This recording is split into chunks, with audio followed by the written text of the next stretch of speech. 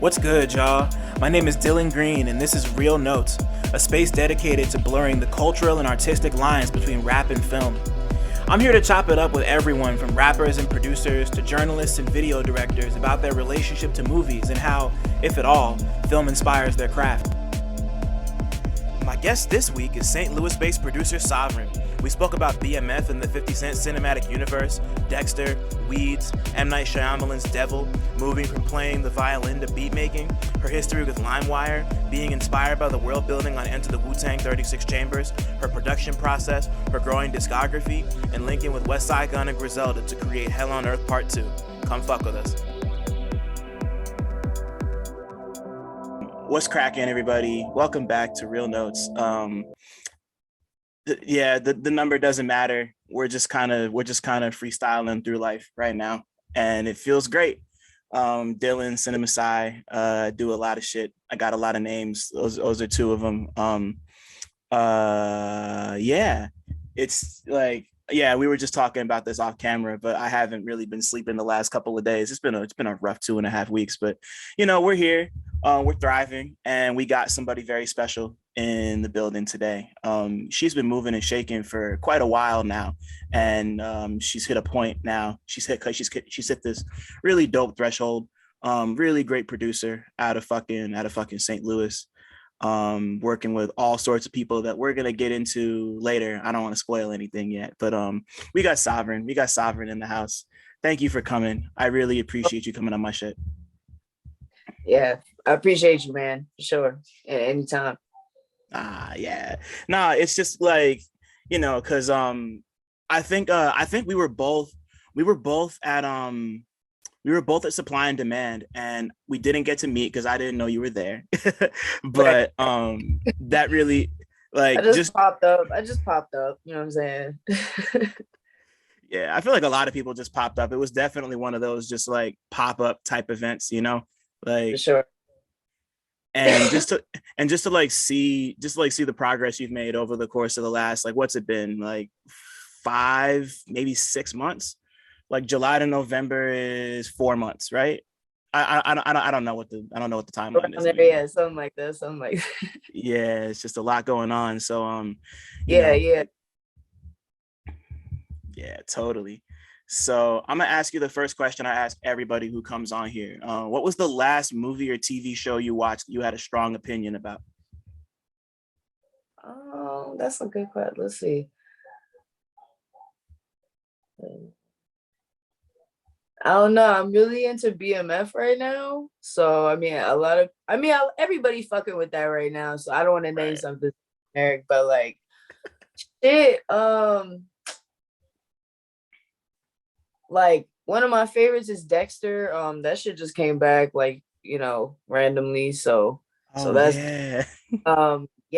So I've been catching up on that. I've been watching, the first joint I've watched it like fucking 4 times, but like I'm rewatching that, and I know the new joint already dropped, so I kind of timed it off, but I'm gonna get there. I'm gonna watch the new joint, and I don't like watching shit like as it comes out, you know what I'm saying? Because it's just like it's too much, like it's too suspenseful. So I just take my time. Like I like when a show like get into it for a few episodes at least, and I can kind of like binge it a little bit. Mm-hmm. But yeah, that's why like BMF is killing me, because it's like they skipping weeks now, and it's like you can't do that. So that's hilarious. Those are some shits I'm watching right now. I'm trying to think if there's anything else, but yeah, those are the two I'm like looking forward to every week and shit. I feel that. I was talking to my homie Grand National about BMF a couple weeks ago. I haven't started it yet, but I've been hearing great things about it. Yeah, you're lucky. I wish I could like erase shit in my head and like restart it and just watch it from the beginning, because like that shit fire. Like 50 owns TV right now. Like it's crazy. He's got his whole like I forget who said it, but somebody mentioned something along the lines of like 50's making his own like cinematic universe over at Stars. Like he's about to have like the whole Avengers with like everybody from Power and shit. Like you got all these different versions of it. It's like, yo, I can't even keep up. Like I just saw the other day like the The Ghost one got another season, and I was like, wait, I thought I was done with that. Like, I forgot. I'm just like all switched around. So, but that's what I look forward to that one too, because I'm all caught up in that world as well. So I'm waiting on that shit. It's never over, like Right, right, right. he's gonna run that shit forever. Like I No, feel I like love it. I yeah. love it. Like, Yeah, no, no, I'm happy. the first joint that like introduces you is crazy because it's like you don't even know what's gonna, what I'm saying? You have no idea what's to come. And then when it happens, you're like, bro, how did we get here? It's crazy. Yeah, like it's like 50 is such a particular, like he's such an interesting dude because obviously he stopped making music and he was into like more investment shit, and then Right. just out of nowhere he was like, I want to make this show called Power, and like people were like, oh, like people kind of did it because he was 50, but then it just took off, and I'm not it's gonna like watch it at all until this year because I knew somebody that was watching and I was like, I don't like that like reality, like dramatic, like you know what I'm saying. I had like a misconstrued idea of what it was, and then when I finally watched it this year, I'm like, oh man, I was sleeping, I was fucking up. So it's never too late, but yeah, I don't like them like too dramatic, like reality soap opera type shits. Like I don't like, you know what I'm saying. Right, but yeah. the acting is on point, so you gotta appreciate that. Like it's just shit can get kind of corny sometimes. Oh, totally. Yeah, nah, like it, and like from what I've seen of everything, like that's one of the things I always appreciate about Power is that like all the act like they managed to fit Kendrick in there and not have him be like Kendrick Lamar, Right. like that's pretty crazy. Right, exactly. It's like, yo, like I was bugging the fuck up when I saw that part, bro. Like, they implemented that well. It was funny. Oh, yeah, just him selling the bike to bro like that. Yeah, it's just too fucking much. Like, oh, it's hilarious.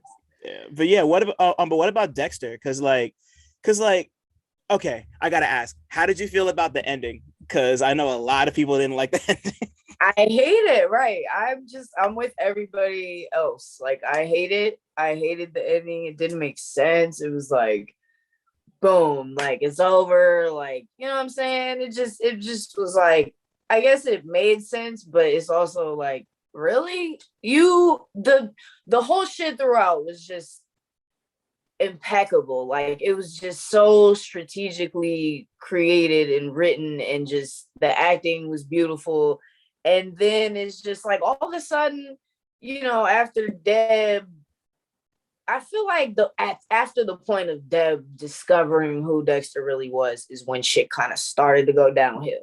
Because I feel like they really just mishandled how she handled that information. Like they mishandled the writtens. Like I don't think it should have. You know what I'm saying? She ended up killing LaGuardia, all this type of crazy shit. Like what the fuck? But yeah, it was just wild. It's, I don't like the part where, I don't know if I'm spoiling it for people who haven't watched it, but you're late, so it's not my fault. Yeah, but shit is a decade old. Exactly, but like the part where fucking, he like dumps her body in the ocean. Like I was like, bruh, like no, like what the fuck? Like you're literally she's going out essentially the way your victims was going out, and that's just not cool. Like you just gonna dump her in the ocean. But yeah, nah, I don't fuck with that shit. So that's why I'm finishing it. I'm like, really, I'm at the part where I start not liking it. So I'm on season 7 right now. I think like towards the end, like episode 8 or 9. So yeah. I'm like finishing up the part that like just now it starts to get like, because Deb's finna fucking die, LaGuardia's finna die, everybody's finna fucking die. And, but anyway, when I finish that, I'm excited to watch the new shit because, Harrison's grown. Like, I don't know what's gonna happen.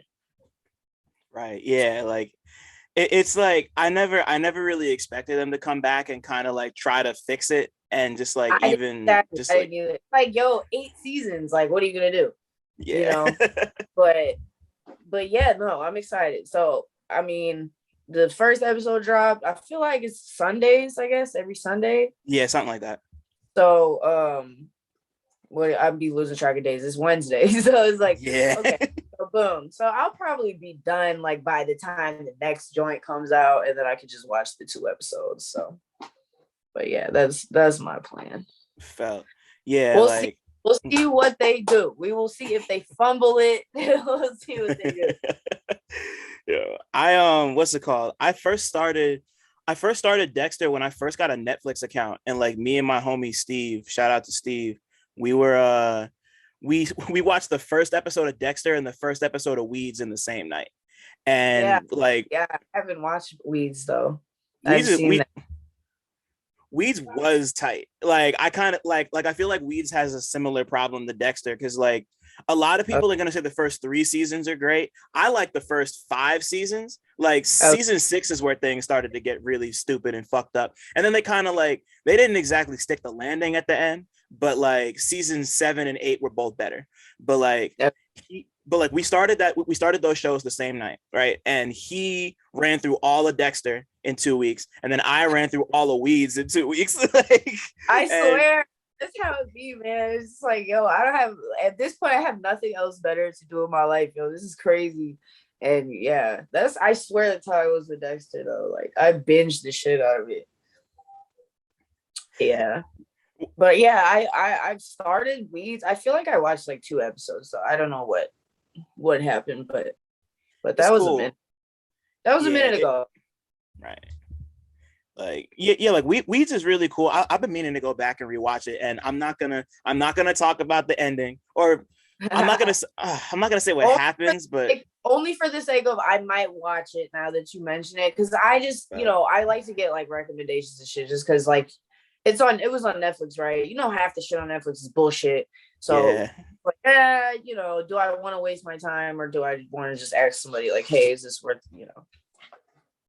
watching? But to me, it's like, worth it. I recommend shit to people all the time, and they're like, oh, Breaking Bad. That's not realistic. He's a fucking teacher selling meth, like, but it's like it's entertainment. It's a good show. It's what I'm saying, shit like that. Like, it's not supposed to be perfect, unless you literally want to watch shit that's based on reality all the time. You know what I'm saying?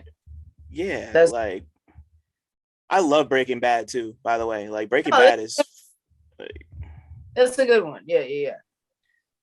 I feel like the acting is 10 out of 10. The cinematography, whatever you want to call it, all that shit is like great. Yeah, it's like in that time period, that era too. They different. Right. Like it was, and like I started watching it before I realized that the guy who created it, like I think he directed an episode of the X-Files or some shit. And for some reason I was like, okay, like this makes perfect sense to me. Like I don't know why that made sense, but like I ran through it real fast. And then but like one time I remember, I think I had nothing to do during the summer, and I ran through the second half of season 4 in a day. So like I just watched like 9 episodes back to back to back from like 12 in the afternoon to 9 o'clock at night. Like, it was one of them ones. Like I'll never do that again with a show like that, because like that shit is draining, bro. Like that shit hurt. Like I know back then. I mean, I could do that and then sleep like the whole next day because I didn't have any obligations. But like, I gotta, spread it out. But I mean, if I feel like it, I'll take a 3 or 4 hour episode break binge. Yeah. It's just like Breaking Bad in particular, because it's like, oh no, I'm sorry, I didn't mean to cut you off. Oh no, you're good. I was just saying, turn in 7:30. Boom, turn that on, get you a few episodes in, pass the fuck out. That's how I all of my shows. felt. Like Breaking Bad in particular had me like depressed because like just like at the end, like of course like Gus dies at the end of season 4, and that's crazy. But then like Man, but then you find out that Walt poisoned the kid with the fucking plan, and I'm just like, like I was just that shit really just had me gone. Like man, no, this shit is crazy. I swear I was rewatching that shit too, but I got cut off. I think I started watching Dexter. But yeah, I forgot half the shit of that. I watched it when it was first coming out. So that was kind of a minute ago. right. So I gotta brush up on that too. Yeah. I also never saw El Camino either. And I've been meaning to watch El Camino, the movie they did. Oh, I haven't seen that. It's a it's like it follows Jesse after the show ends. Like there's like a whole little like mini epilogue with him just like I don't know exactly what it's about outside of that, but it's just Jesse. It's just more Jesse, Word, yeah. Okay. Like the Better Call Saul. I was kind of watching that like a couple episodes, but I was like, I really don't care about dude. So that's a first. I've never met anybody who wasn't fucking with Saul Goodman. That's pretty crazy. Nah, I really don't care about dude. I don't know. He just gets on my nerves. Yeah, I get that. It's just like a bug, like just bugs you. Yeah. Yeah. I like I don't know. It's just like there was oh man, I forget who tweeted it, but like somebody tweeted some crazy shit about like it was something about comedy and them like not appreciating like comedy that's about bad people and being like, oh, like it's not good to like watch comedy that like revolves around bad people. And I was like, and like he used Seinfeld as an example. I'm not a fan of Seinfeld. I'm gonna put that out there, but I love comedy about bad people. Like comedy about bad people is some of the best that you could like watch. So it was just weird to hear somebody say that, like, oh, it's just like it's not like it's glamorizing people. Like the whole point is that you need to be like laughing at bad people, and like that's fine to do sometimes. Like right, exactly. Yeah, it does. Yeah, you don't have to take. I mean, there are people out there that take everything serious. You know what I mean? So those are just people. But yeah, I mean, you got to be able to laugh at certain shit. Yeah, and that's kind of how I feel about Saul Goodman. But he's a little like I could totally see why because like he's a bad person, but he's also just like annoying on top of that, like so you said, he's a bug. So that's what I mean. Like his character might be kind of funny and cool, but like he's just annoying. Like yeah, certain characters are just like stop talking. He's just got a punchable face on top of that too. It's just like exactly. That's hilarious. So like if I send a text, do I cut you off? I don't think so. Try it and see, because I've never done that before. So sorry, my brain just like collapsed for a second. Okay, so you have a pretty solid base when it comes to stuff like this, it seems. And let's run it back real quick. What's the like for you, like growing up, like what's the first movie experience you can remember having? Like it could be at like the movie theater, it could be at your cousin's house. Like what's the first time you remember like watching and experiencing a movie? Wow, got me reflecting. Okay, let's see. Because I mean, I watched a lot of movies. I'm not gonna lie, like a lot. Let's see. Okay, let me think of the name. What was this shit called? Like when you're first allowed to like go to the movies with your friends by yourself and shit. I mean, back in the that was normal. You know what I'm saying? Probably was like 11, something like that. Let me see. It was The Devil or something. Was it called The Devil? The movie where they're stuck in the elevator?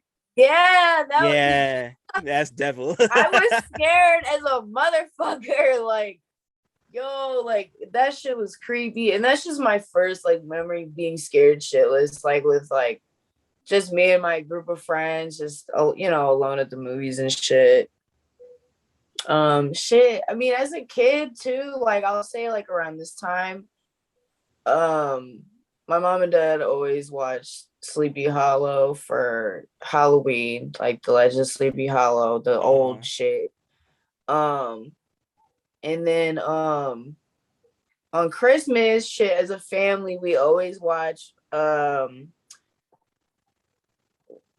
Christmas Story, the Right. classic, and this other one called Surviving Christmas.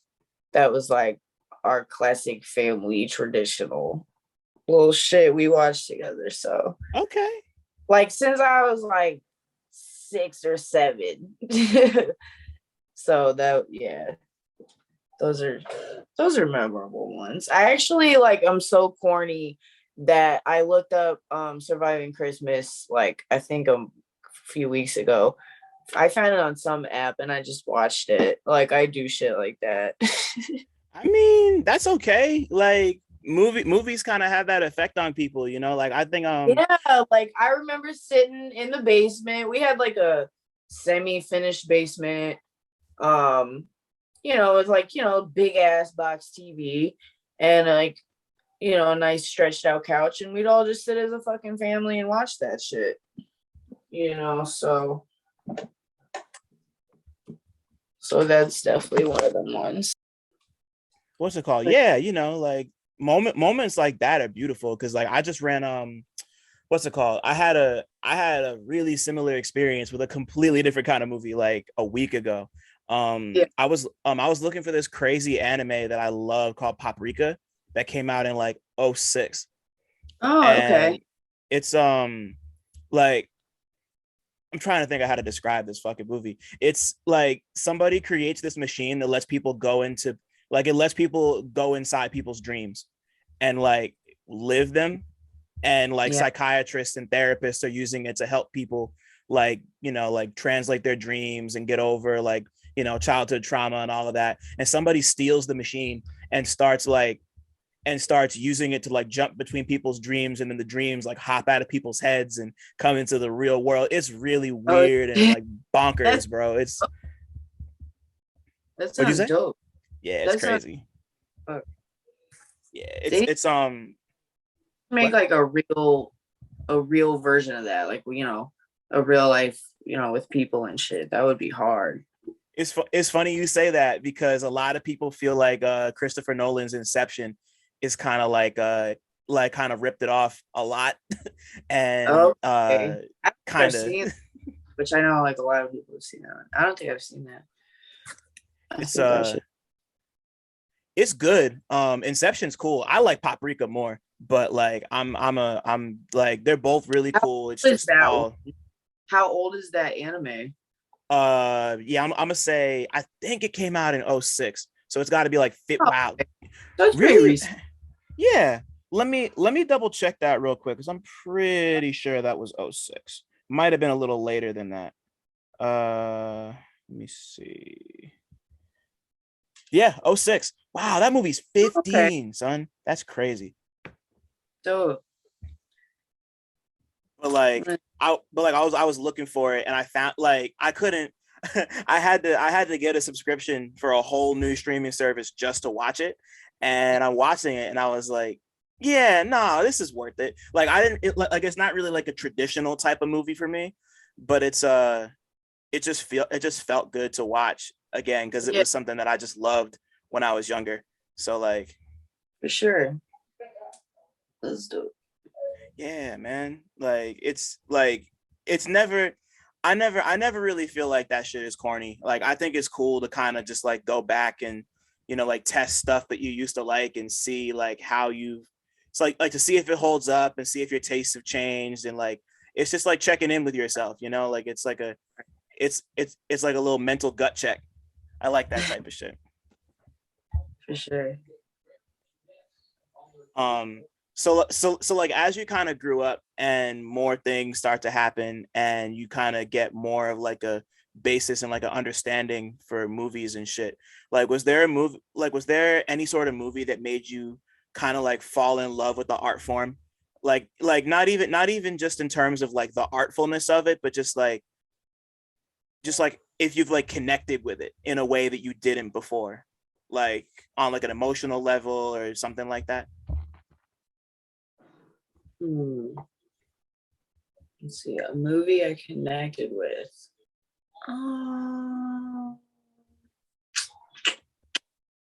I don't know. I don't know. I don't know if I ever really looked at movies that introspectively until I was in my 20s. Like Right. I didn't dissect, you know what I mean, the art of it, or just the what it takes to put it into it, or just the whole piecing it together until I was in my 20s, just because um I'm with someone that is into that and is into movie production. So I kind of just, picked up on certain things and just, um,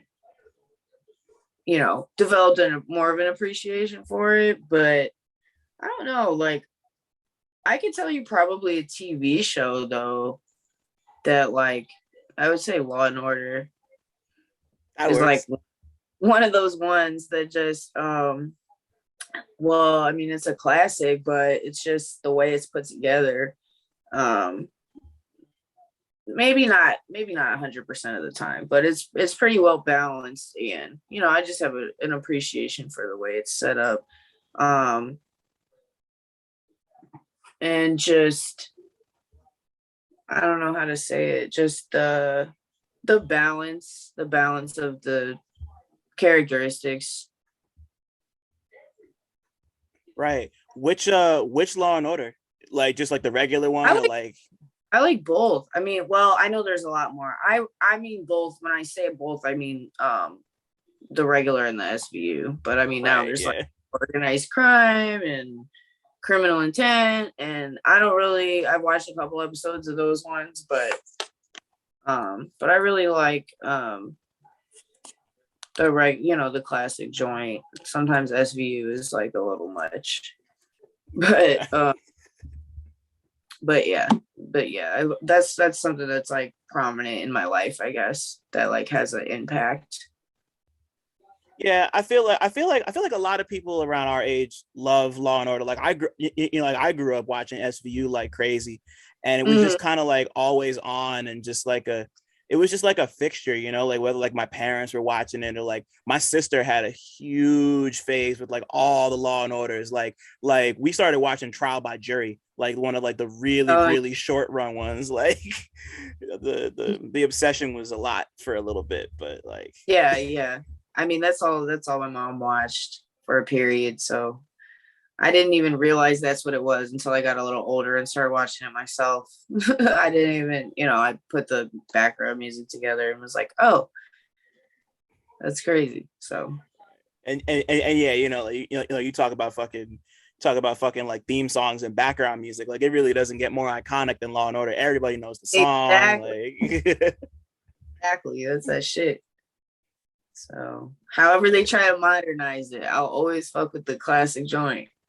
right, right. Like it's like I remember the first time I started watching SVU, and I was really confused to see that Ice-T was a cop because like I already knew who he Yeah, was, and I was like, why yeah. is he a cop? Like it's so weird.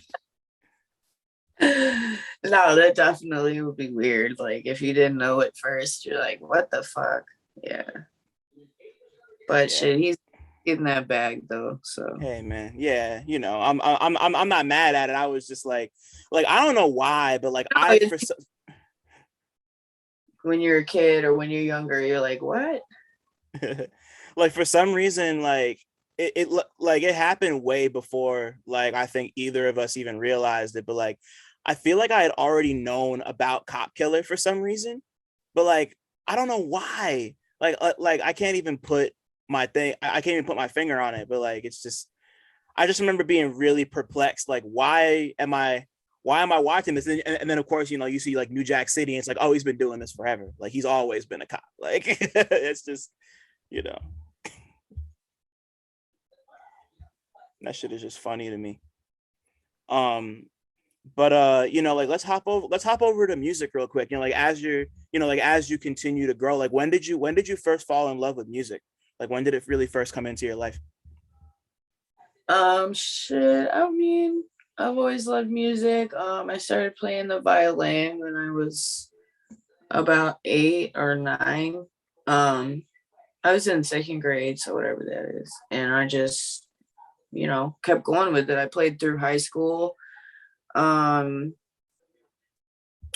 I always like really had an appreciation for it. Like, when you're a kid, like people are like, you're fucking lame, like, you're a dweeb, and Yeah. you're like in and shit. But no, I love that shit. Like I didn't let anybody talk me out of it or whatever.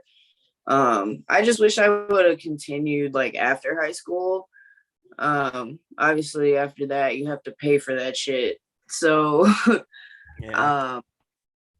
but I just would like to, pick it back up and probably get some lessons at first just to brush up and get my finger strength and muscle memory and coordination back and all that shit.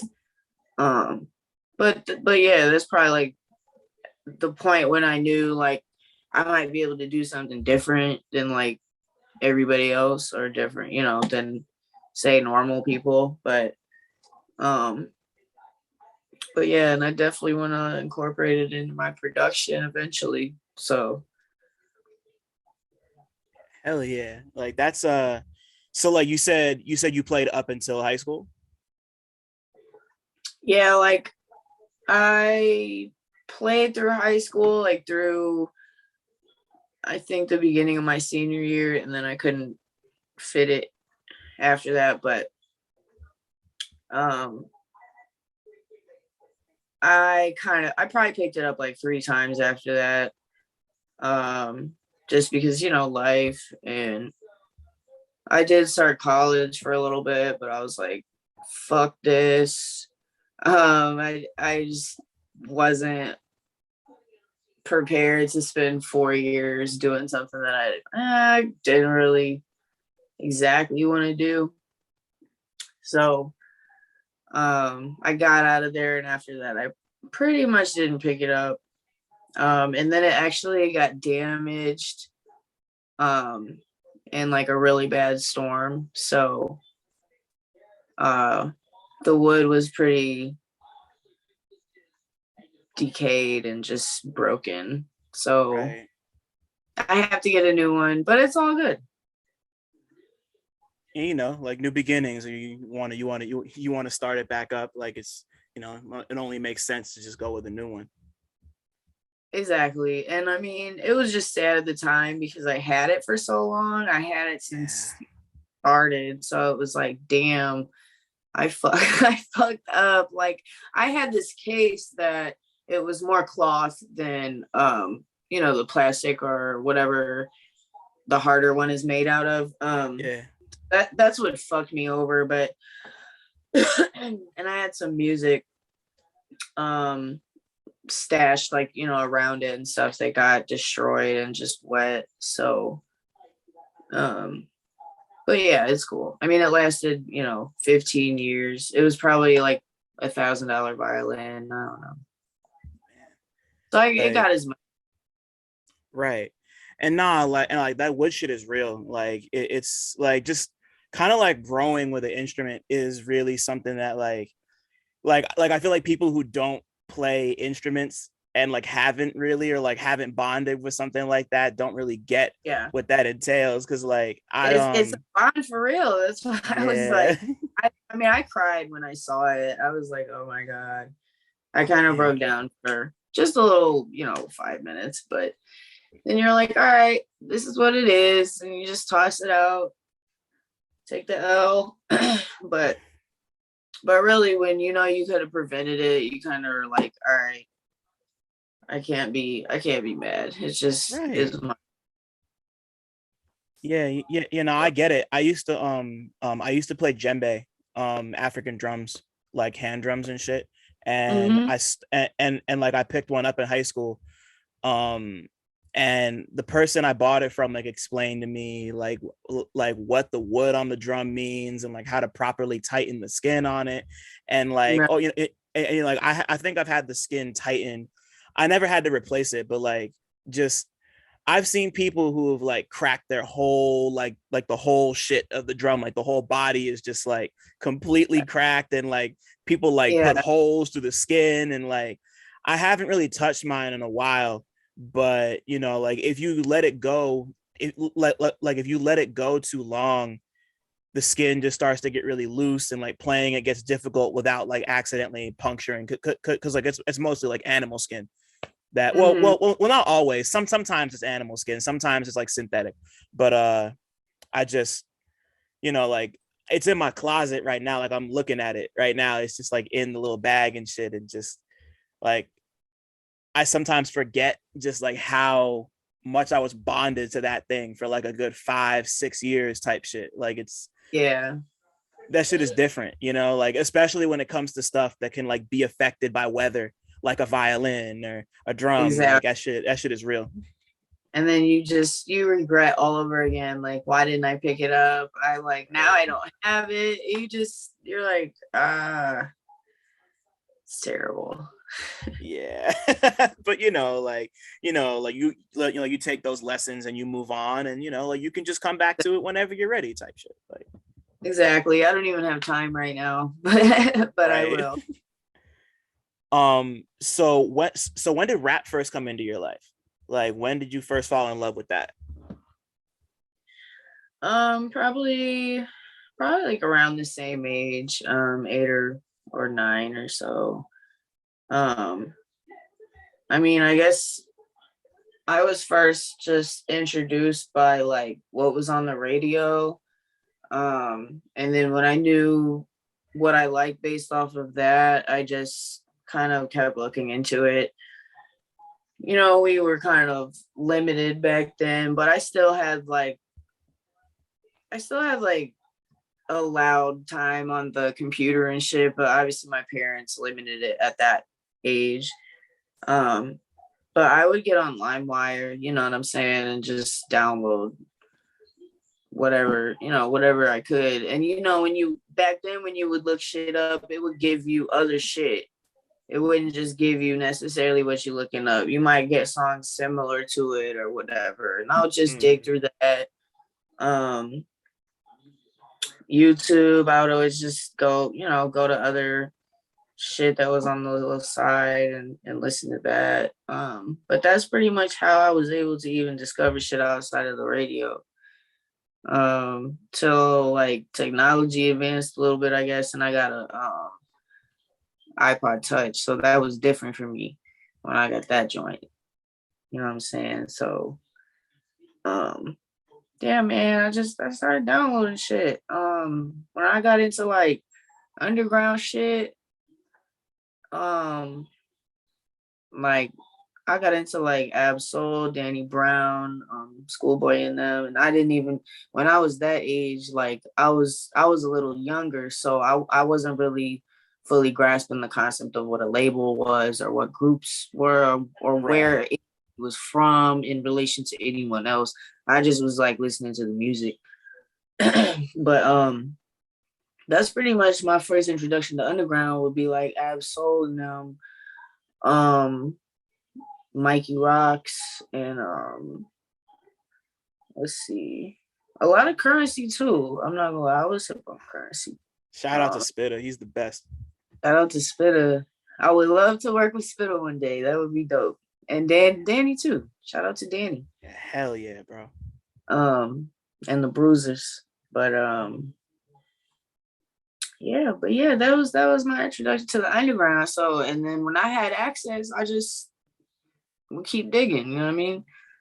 So but it definitely shows like the age gap just a little bit because it's about access. It just depends on what your age was at whatever given time and um you know, how accessible that shit was. But as soon as I can remember, as soon as I was capable to, I went back and just, you know, did my research, and just I just wanted to discover what I liked, and discover what I didn't like. And it's not too much I really don't like necessarily. You know what I mean? I have a pretty wide spectrum of what I'm willing to listen to. So Good for you. That's tight. Like a lot of people don't have that, and like it's cool. It's kind a of cool to just low tolerance. I have a high tolerance, you know what I mean, for yeah. music, because I love it. I love it. Like I can, you know, be filled up with just more than the average person probably, and give somebody a little more wiggle room, I guess, maybe, because I just Mhm. appreciate the art of it and the vulnerability of it. At the end of the day, is art to everybody, you know, everybody who's creating that shit. So people can be harsh, you know what I'm saying? So Yeah, nah, that's a fact. Like, and I think, and like, I love what you said about access because, like, that shit, like, I and feel like, demographic too goes into access, where you stay, you know what I mean, like where you yeah, from. right, yeah, yeah, like, of course, like, St. Louis has bred a bunch of incredible rap talent, like, over the course of the last however many years. Um, I Right, feel, right. I feel like, but like, I also feel like a lot of people don't really like. I don't want to say people don't look at y'all. Like, it's almost like I feel like the Midwest in general and just like everything a little like closer to like the middle of the country, people kind of sleep on y'all when it comes to just like people who like and appreciate rap culture. Yeah. Between like Missouri and Kansas and Oklahoma, like people just kind of look at them and they're like, people like rap out there. Like, yes, like there's like thriving communities out there. Like people are eating the shit out there. Like it's And like I don't really tap into the scene here, if there is one at all, but I'm sure there's more. Like I said in a different interview before about St. Louis, it's more of a art scene as far as graphics and you know, painting and spoken word and things like that. It's some spoken word joints here, it's shit like that. It's little jazz clubs here. But as far as like, we got like one or two venues, I guess, that rappers frequent to, but other than that, it's not events here. It's not, you know what I'm saying? It's not a reason to be here. right. Um other than little local shits, you know what I mean? And then if you're not tapped into that, if I don't have no place here, I obviously I gotta take it elsewhere. You know what I'm saying? So people that say like, oh, if you're not on in your own city, how do you expect to get on elsewhere? Well, no, I'm Yeah, not. that's not true. That's not how it works. I'm not gonna get on in my city. Y'all don't even know what the fuck an underground is. Y'all too busy doing, you know, whatever they doing. But it's not that. It's not a scene how it is in other areas. It's nothing like that here. You know what I'm saying? So Right.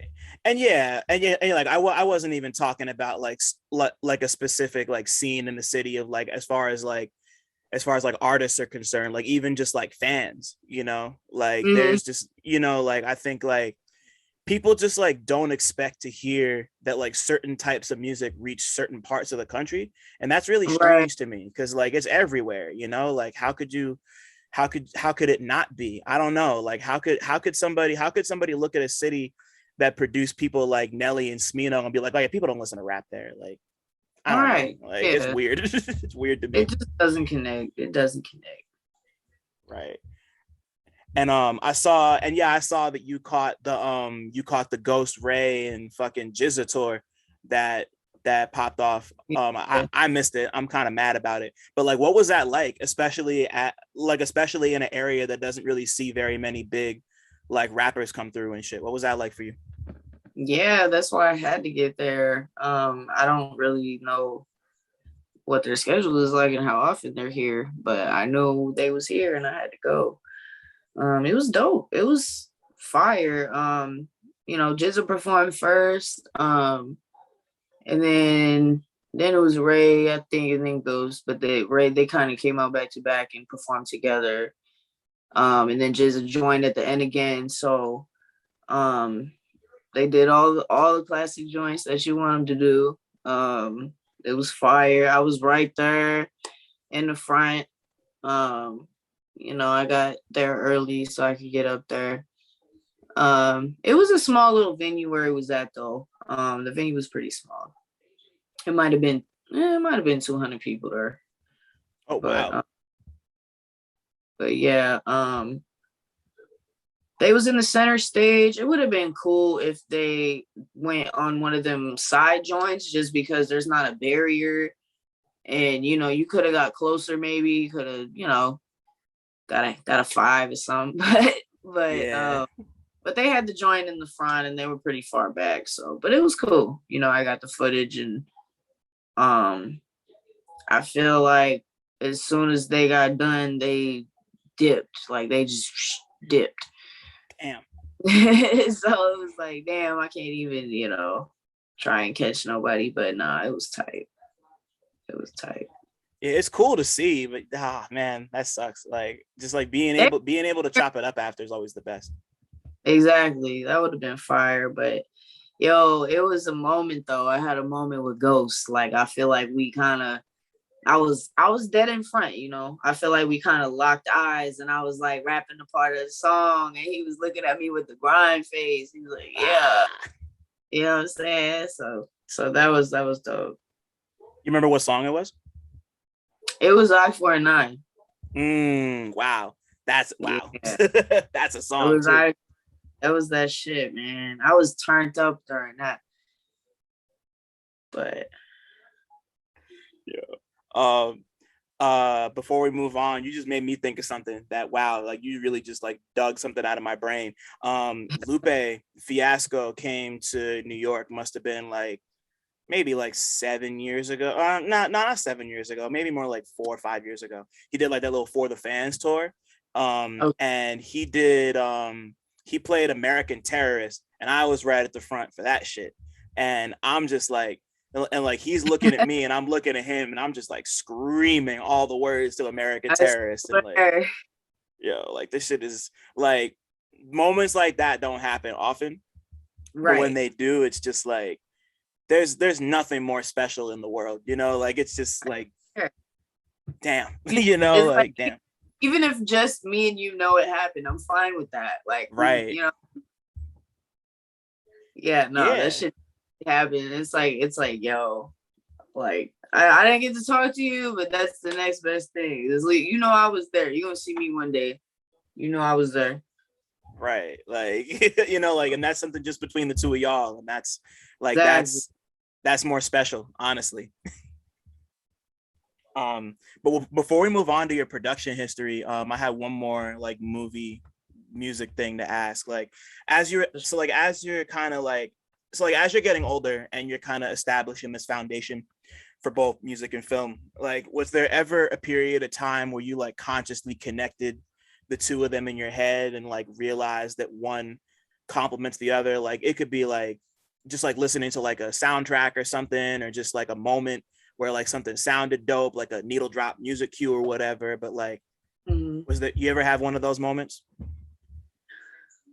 I would just say like when I really started studying Wu-Tang and getting into the details, because when you're younger, you don't understand exactly. You're just taking everything in sonically. You know what I'm saying? You're not processing it technically, or But when I was able to do that, I think Wu-Tang is probably number one in opening my eyes to just creating a whole like fucking a whole brand, a whole persona, and tying movie into it. You get what I'm saying? And tying action into it. And like and being able to be original and still doing that and having your own shit based off of something else is crazy. Like, you know what I mean? Probably just I would say Wu-Tang. think that's a great answer. When I discovered Wu-Tang, so that was probably, I'm not gonna lie, I didn't grow up on Wu-Tang or anything like that, but when I first discovered it, probably 5 years ago. That's cool. You know, like it's really never too late for this kind of thing. And like never too late. It changed the person as a producer and all the above. So right. Like, yeah, I mean, like Enter the 36 Chambers alone, like I can't even just, yeah, it's like I really couldn't put it any better than you did. Like just the way they managed to take the way they managed to take all those clips and kind of like embed themselves create in them. Like their own movie. Create like, their own. Honestly, it's crazy. Yeah, that's like, that's a skill, you know. Like it's not just like repurposing like old clips and then rapping over it. Like they really created their own universe. Like they were their characters, you know. Like that's not nothing. Like that's like that album is just really crazy just for that alone. Like even if you don't fuck with the music, like just like the vision it takes to bring something like that together with like 8-9 people, ridiculous. Like so when did you first decide that you wanted to go from listening to rap to making it? Like when did the beats first come into play for you? I started on FL Studio in 2017. Shout out to Fruity Loops. That's that shit. But I got into like GarageBand like kind of late 2016. Trying to like fuck with it on my phone and shit because I was broke and that's all I had. But I didn't really like dive too much into it though until 2017. I actually got the software, and just, you know, started making ass at first.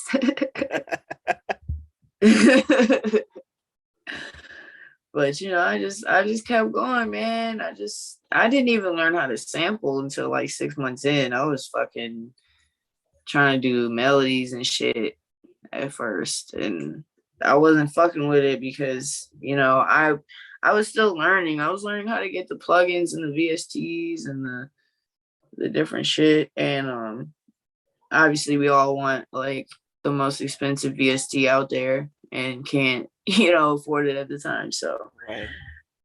But yeah, like once I learned to sample though, that was pretty much it. Just kept on going.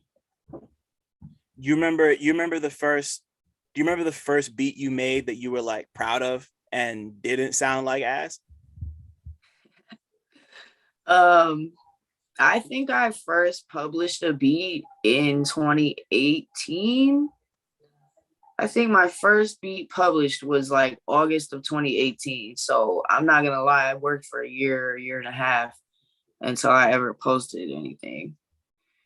You know what I'm saying? So, and that was just out of like, all right, I got semi of a following here. I'm not gonna like turn them all the way off. Like, you know, like, let me just wait. Let me just make sure it's fire. And then post that. And then, you know, surprisingly, even in the early days, I had decent interaction and you know, decent listens and shit like that. I've had some day one supporters for real, I'm not gonna lie. I really appreciate that shit. So that's beautiful. Like, and you know, like I think I think anybody willing to take their craft seriously is gonna take about that long to kind of like just figure out what works for them, you know. Like, not everybody is about to pop out in like 2 months with some fire, you know. I mean, like it's people out there like that, but shit, nah. I'm not a computer person, that's what it is. So I had to like really like get some patience about me and really be like, all right, boom. I mean, I knew like bare minimum basics for a very long time. And so I really stopped being afraid of, you know, toying with shit, looking shit up, trying shit, saving a bunch of fucking versions of the beat if I need to, just in case I fuck it up. But yeah, that fear is something that, you know, we don't talk about when you first getting started. Like, not even just the fear of sharing shit to, you know, the social media and shit, but like, I'm scared of it sounding ass to me. Shit. Like, right. you know, at first, so it's like, you know, you just be kind of just timid at first. I'm definitely not that no more. So Right. You know, like you got to cut your teeth somewhere. And like, and like we were saying before, it's really never too late for this shit. You know, like it's really never like no matter how long it takes you, like you don't need to put it out until you're ready.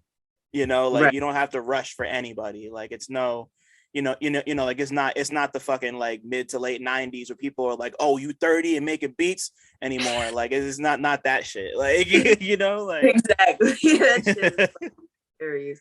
No, but like, I think that's social media is like one of our biggest like benefits, but also one of our greatest downfalls, because it's just like, you know, we got the ability to share this shit to the world, you know, at our fingertips. Who, you know, who the fuck heard of that? Like what?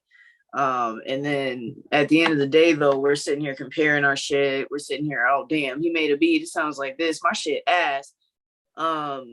You know what I'm saying? Or he, you know, he's only been working, you know, this isn't me. I'm just saying, you know, he's only been working 2 months. This motherfucker got all these placements, you know, I've been busting my ass. You know, it's just shit like that. Like, yo, nobody would know anything about that shit if it wasn't for social media. You don't know what the next guy's doing back in the day. You know what I'm saying? So it's just like, it's a benefit. It's a beautiful thing to be able to network, to be able to have the access to shit. But at the end of the day, we got to stop comparing ourselves and just, you know what I mean, just like living through social media. Like, yo, you know, turn your phone off for a day, go outside, man, shit like that. You know what I mean? Tap in with the thing you like and just kind of like sit with it, you know, like it's exactly. Yeah, if you can help it, like reconnect with yourself type shit. And just and yeah, just like, you know, we don't always got to compare ourselves to other people, because like it's so easy to get caught up in that. But you know, everybody's journey different, man. It's corny, but it's true. It's true. You know, like cliches are cliches for a reason, because like they mean shit. Like, you know, yeah, we've been saying them for how many fucking years, because they hold, you know. Right. So, and you know, like speaking of things that hold, Sample Bag just turned a year old recently. Like, congratulations on that.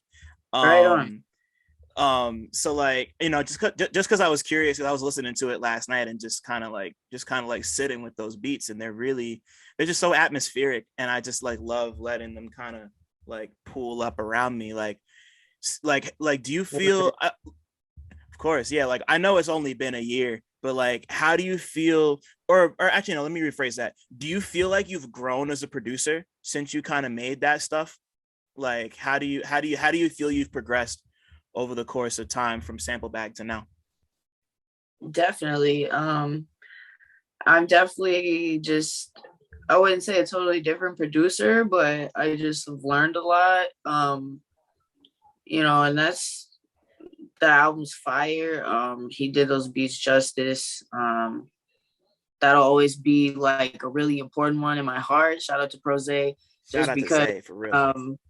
That's my brother, man. Just because like that was really one of the first collab joints I did, full project joints I did with an artist, and I always appreciate that shit. So you know, it's really just you know, a preset for just what's to come, because both, like, you're gonna see both of our growth, you know what I'm saying, on the next joint. And it's just dope, you know what I'm saying, to be able to create art with your peoples, like with your brother, with your, you know, with your homie. So but yeah, like I've definitely grown. I've learned a lot. I actually have like completely different approaches to how I make shit now. And I'm really able to experiment a lot more, just because I'm opening up like my ears to new shit, new sounds, new samples. It's rare that I'll just pass completely on a sample unless it's like reckless. Right.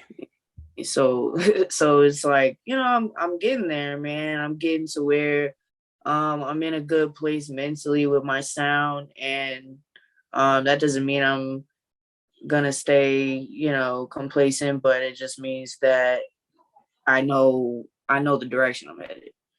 You know what I'm saying? So Right. And that's the important part, you know, like it's like it's as much about the journey as it is about the destination type for shit, sure. you know.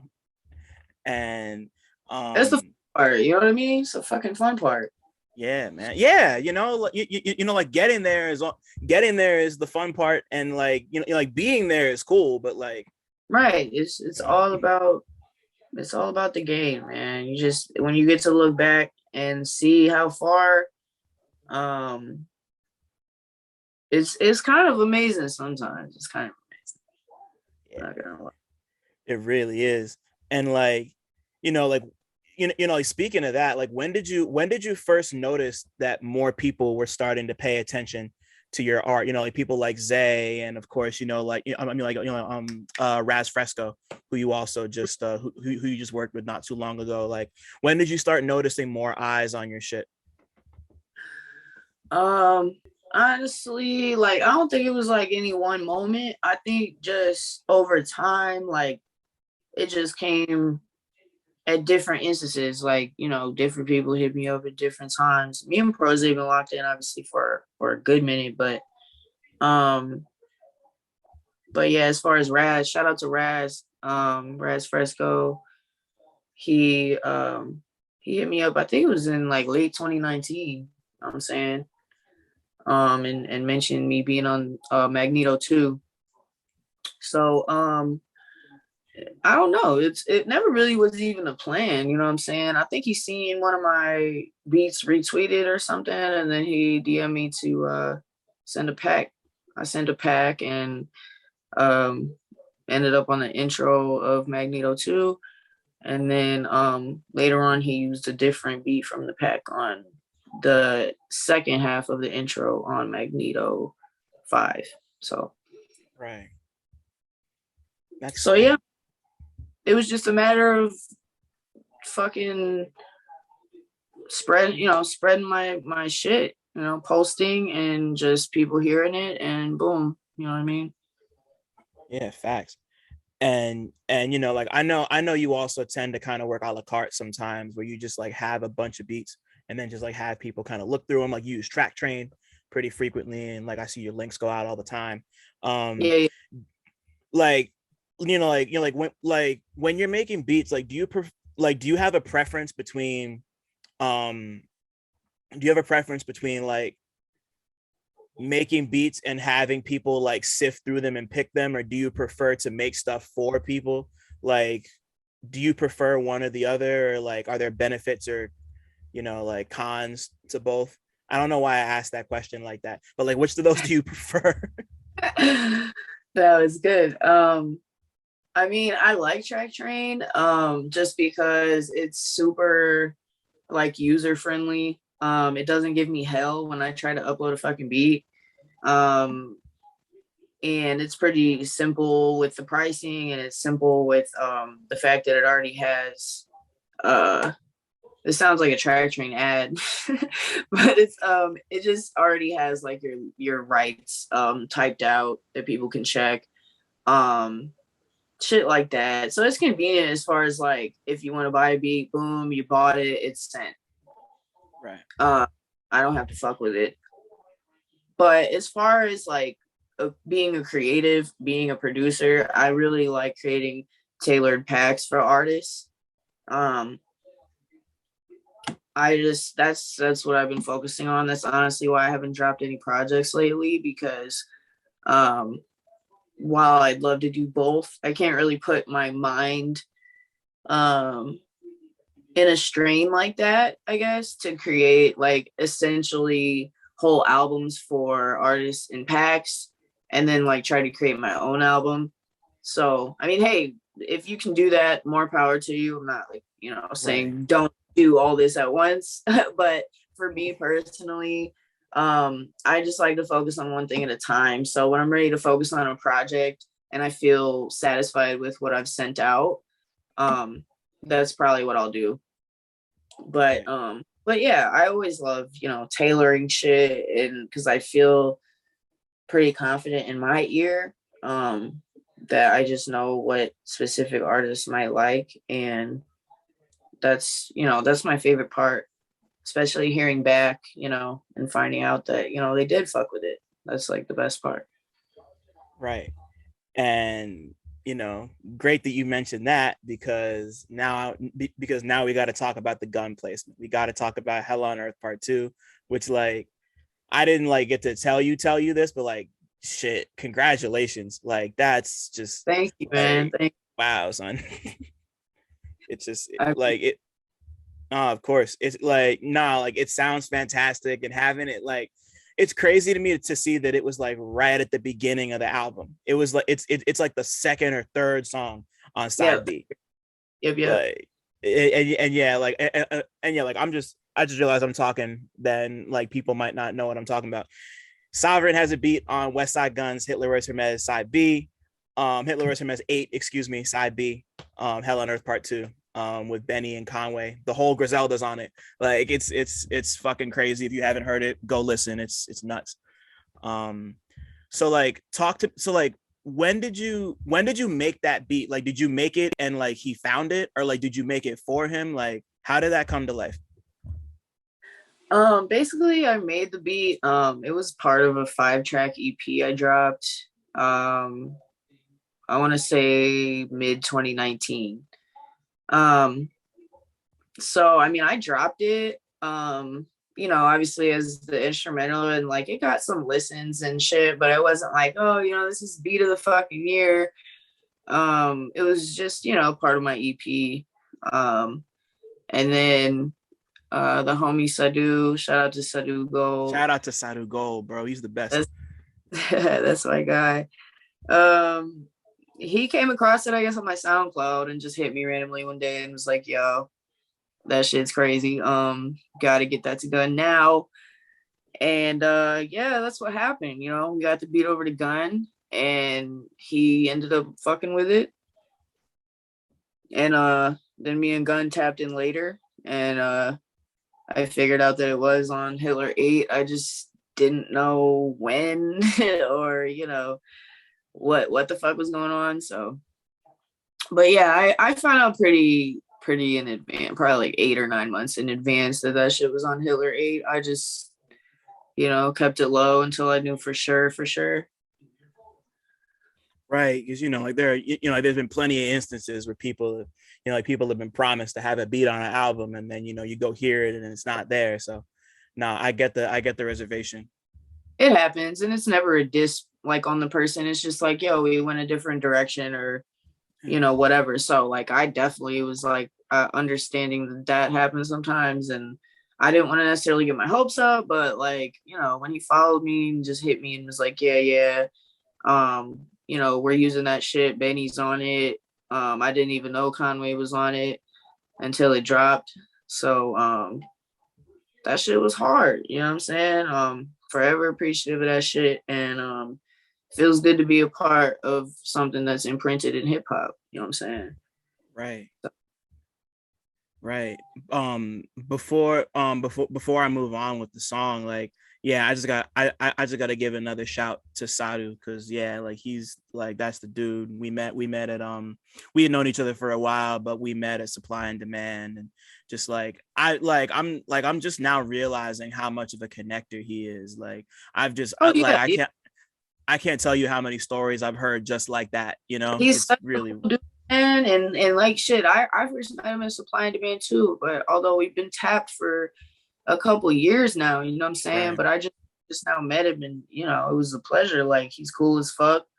You know what I'm saying? He's just a cool dude. Like, he's not like walking around weird and shit. And he's just always been solid, always from the rip. So Definitely. Yeah, Yeah, he he told me he wants to come on here at some point. I got to make that happen. Sadu, we're going to talk about it at some point. I promise. We're going to make that happen once my schedule is not fucked up. But yeah, shout out to Sadu. Just had to make that clear. That's good people. Facts. So you had this news so far out, you knew quote unquote it was going to be on the project for about 9 months, you said, and then the day finally comes, the shit drops. It got delayed a couple times, but it finally drops. Right. And my timeline is nothing but like, oh, shout out Sovren on the Gun album. Like, I'm just like just to kind of see the explosion that happened has been really crazy. So like, I want to know, like, what was that like for you to kind of like, having known that it was going to happen for so long, to just finally have that, like, for lack of a better word, like release, and just like have like people just kind of basking in that moment, because it really feels like a watershed moment for you. Like, Yeah. No, it was beautiful. Like you said, like it didn't really get real until, a month before, and I just kind of heard that the shit was dropping. But like I said, I didn't know any details. I didn't know that the title was gonna be so fucking dope and relevant and fucking, I love the fact that I'm on a song named Hell on Earth Part 2 is fire. Because of the Mobb Deep reference, right? I'm about to say shout out Mobb Deep, shout out Prodigy. Yeah. Always. But that shit is like surreal when you play all that in mind, like all the variables there. It just fits like a glove, you know what I mean? The title, the fact that all three of them are on it. They all three killed their fucking verses, like, yo. Really, I was more focused on just the fact that it's out, really just listening to it, the fact that like this shit comes on and I'm a part of that, you know what I'm saying? The love was just kind of extra, you know what I mean? Like, really, the fact that people was vibing with it, and it was very few comments I saw that was negative, you know what I'm saying? So that was just extra. I really was just relieved to hear the shit, you know what I'm saying? But yeah, everybody's been showing love. It's, I couldn't ask for a better, for a better result. Right. Like, just, just like all that work you've been putting in these last couple years, and then to just have it like, you're just there, like it's just like, and then, of course, like you're working with Coach Bombay 3000 now, and he's working with Rome Streets, and man, right. Like, shout out to Bombay and all of them. Like, so just like to see you kind of make it to that point where like you had your supporters and like your day ones, like you said before, but like now the lights like really on you, and like you got like a manager, and like you're a part of a team, and like just like it's just like seeing that step up, like seeing you kind of make it at that point, like it kind of dovetails really nicely with this renewed interest in, like, I hate this fucking word because it's so overused, but like just like this like grittier kind of rap. I really try not to use that word no more, but like, like it's hard to think of another one sometimes. But yeah, just like this kind of like resurgence in just like more like traditional rap stuff, like it's kind of come up, and of course, like with Griselda's rise, and of course like Rock Marcy kind of set it off back in 2010. But like it's like it's at the point now where like Griselda's playing Rolling Loud, like right. They were on Jimmy Fallon 2 years ago. Like, that's nuts to me. Like seeing them on seeing artists like Griselda on a show like Jimmy Fallon in, I think, what was that, 2019 or 2020? Like, just really crazy to me. And to see you kind of find your place in that now is just dope to me, because you've been working for it and you deserve it. So I guess like the very last thing I want to ask you to wrap this up is like, as you're like, since you're at this moment, like what do you feel you bring what do you feel to what do you feel you bring to whatever you want to call this scene, whether you want to call it like underground, boom bap, whatever the fuck, like what do you feel you bring to all of this that nobody else does? That's a good question because I never look at like anybody as competition or Right. I'm not competing for anything. Um but I just feel like not that anybody else doesn't have it to offer, but at the end of the day, like I'm always just gonna be me, like plain and simple. I don't see anything changing. I don't see any type of like position I could get in or amount of money I could make or um anywhere I could live that would ever change how I act, how I think, my moral value. Um and the fact that I've been through some shit and I feel like, I have something to offer in that aspect as well. Just with certain moves I want to make one day. I'm more of just a how can I help person. You get what I'm saying? It's not a lot of people out here like that That's a fact. anymore. It's just kind of like every man for themselves, which is fine. Because that's what we're taught. You know what I'm saying? But I feel like as you become an adult, as you get older, you gain sympathy. You become empathetic to certain things, certain situations, because you understand now you didn't have that range. So I just feel like if I'm ever, well, when I am in a position to do something about something, that I'm passionate about, I'm gonna do that. A lot of people just kind of let it go. You know what I mean? They let it go. They let it go. And I don't like that. I think everything should just be a how can I help situation. You get what I'm saying? So Yeah. um I'll never just be worried about how can I eat. Because if it's just me eating, then I don't want it. So Right. that's how I feel. It doesn't have to be lonely at the top, like, and it's not, and like I'm happy you said that, because like it doesn't even have to be a competition thing. I just think it's like, like I just think it's really great. I just think it's really dope that like you're already thinking about that type of shit, like it's just great to like A we should lot of people all in terms of that. A lot of people feel competitive. And in certain lights, yeah, is someone else maybe um gonna be given an opportunity or a job or a placement that maybe I want because maybe they're a little farther along. Yeah, it happens. You know what I mean? It's not like, oh, I'm slighted.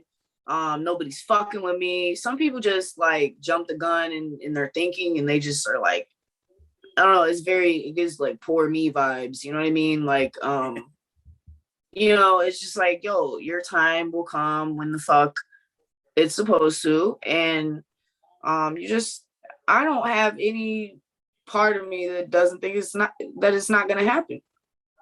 Or thinks right. it's not gonna pardon me, thinks it's not gonna happen because I work every single day towards the same goal. So what the next person is doing doesn't affect it. Right. And like we should all want that for everybody else. Like it Exactly. doesn't it doesn't have to be you against the world, unless like obviously everyone's journey is different and everyone's experience is different. But like I feel like a good like neutral standing point is just like you should want people to win. Like it's lonely at the Yeah. top. You shouldn't want to be up there by yourself. Like, like like I kind of have these thoughts as a writer and somebody who also used to like play and make music a little bit when I was younger. Like, like it's just there's nothing I want more than to see people that I fuck with grow and like get to where they want to go, like if there's like if there's more of us up top who really care about this shit, then it's going to make it easier for more people who want to care about this shit and more people like us who grew up with the radio but started to kind of experiment and dig into the past a little bit as we got older. Like that type of person will always, always, always exist. And it's on us to uplift them as much as we can, because like that shit is precious. That shit is priceless. Like it's gold, Right. you know, like that type of mentality is fucking gold. And, you know, like I'm just really happy to see you where you are right now, because you worked for it, and to see you kind of like planning this out and moving at your own pace type. It's just, I don't know, it's just really, it's part of what I do this for, you know, like it's why something man. like this exists and shit. So I'm here for a long time, not a good time. How about hell that? yeah. Yeah. It's right on the nose. Like, you know, I'm in this. So Right. I'm grateful. I'm blessed. You know what I'm saying? Just shout out to everybody that supports, man, because I wouldn't be shit without people fucking with it and, you know, pouring into me every second they can as well. You know, the supporters, people, you know, people message me nice things and it doesn't go unnoticed. You know what I mean? It's really, really, you know, appreciated. Even if I can't like sit out and type you a whole fucking paragraph, Right. I swear, like, you know what I mean? It means everything for real. So, because people at the end of the day don't have to do shit. So the support is dope, man. It's genuine. Right. I'm sure it is. And like, yeah, like I know you got a lot more in you. And you know, Sure. I just like thank you for taking the time to even talk, you know, like, Sure, like I've man. been here for You. no, of course. Like I've been here like I haven't been here that long, but like I've been here long enough to know that like you worked for this, and to see you make it here is dope. So just like thank you for taking the time to come on my silly fucking movie music podcast type shit. Like No, it was refreshing. The movie questions were like, all right, damn, I actually have to, you know, pick my own brain because I don't even know these answers. So no, it was dope. I appreciate it, man. And it was a pleasure for real. yeah, definitely. Like no, like a real pleasure. Like thank you for everything. And let me know when you start Weeds, because the first Yeah. 5 seasons are tight. The first 5 seasons are cool. Skip over 6 and then maybe watch 7 and 8. But All right, bet. I'm definitely gonna let you know what I think. hell yeah.